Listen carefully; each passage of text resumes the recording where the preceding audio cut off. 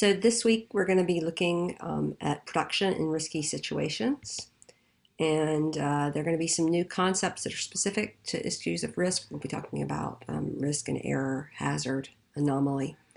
And also we're going to be looking at some conditions and related mechanisms that help us explain case outcomes. Some of the big ones from this week are going to be tempo, gray space, communication or coordination neglect, and migration of authority. There are some others like coupling of activity.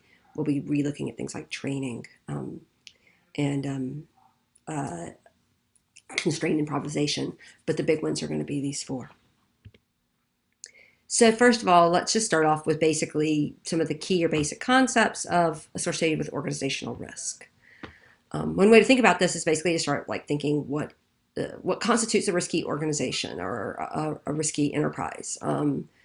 You might think of this as something like no room for error, so a nuclear power plant, or genetic engineering, or air traffic control. But then there become things like the safety of bridges and dams. Are those risky? Or are they basically not really that risky? We don't think of them all that often. Or distributing electrical power.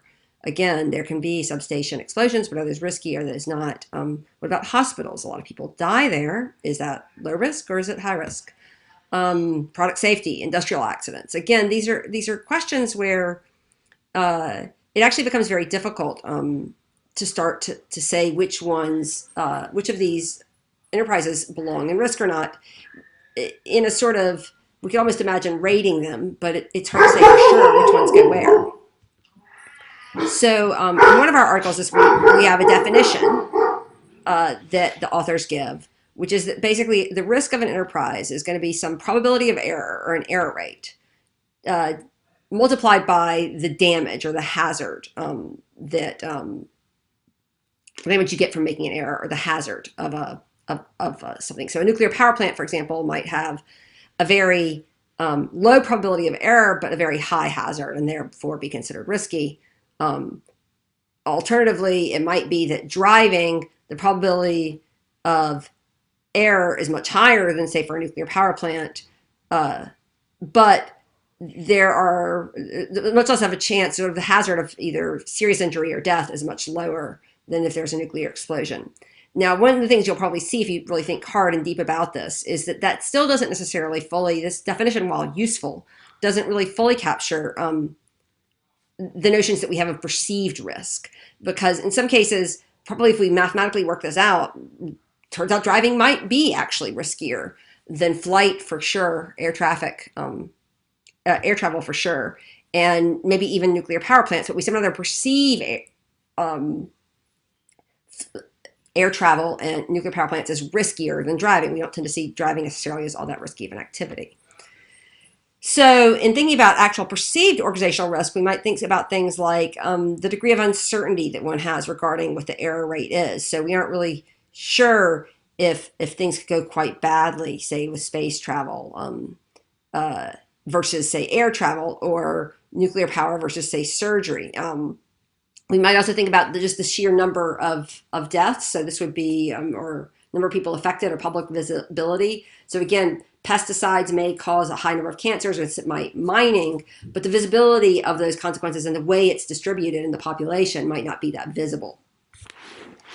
Also, one might think things like everyday encounters. So we have to drive places, so people sort of basically adjust themselves to the risk. The same with, we use a lot of consumer products, and so we don't think much, especially with, say, baby and childcare products, about the fact that actually we have sort of decreased the extent to which we monitor safety around those things. You can also think about things like media narratives can spin things to be more or less risky.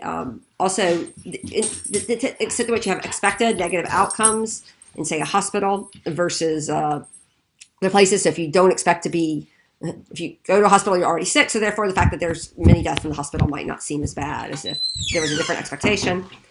Or also in the case of driving, might be something like a sense of control of risky outcomes. So there's something about the idea that, when you're flying, that's out of your control that might affect perceived risk. So in thinking about then how we combat both risk and perceived risk, some of the answers, right, will be in how you actually, as an organizational manager, deal with public perceptions. But some of it also in terms of actually addressing real risk in this sort of original definition sense of error times damage. It's often the case that it can be harder to control the damage from that. Now, obviously, say in the case of firefighting, we might actually be able to take mitigation steps to reduce damage, or in the case of, say, a hurricane, as we've seen in several cases, right? Evacuation plans, etc., other types of disaster response plans can actually mitigate damage. But it's often the case in an organizational sense that a lot of what you can try to do is actually address the probability of making an error. Though it turns out there are different perspectives actually on how we can either, how easily we can control error rate, at least in some cases. So again, that's what we would be trying to address.